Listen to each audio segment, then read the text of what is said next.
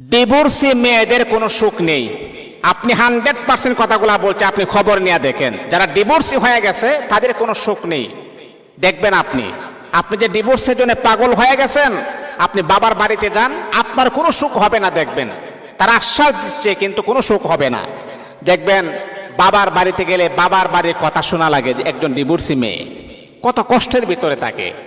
যখন কিছুদিন আবার যাইতে থাকবে, তখন দেখবেন আত্মীয় স্বজনরা আপনাকে আর ভালো চোখে দেখবে না, তারা আপনাকে খারাপ চোখে তারা দেখার চেষ্টা করবে। 3 নাম্বার হচ্ছে আপনি দেখবেন ভাই বোনের কথা শোনা লাগে।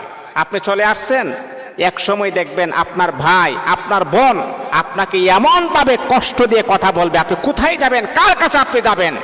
আর যদি আপনার পাশে যদি আপনার স্বামী থাকে, আল্লাহর কসম তারা যখন আপনার সাথে কোনো কথা বলবে হিমশিম খাবে যে আমি যে তার সাথে কথা বলতেছি, যদি সে তার স্বামীর কাছে কথাগুলো বলে তাহলে আমাদের উপায় হবে কি।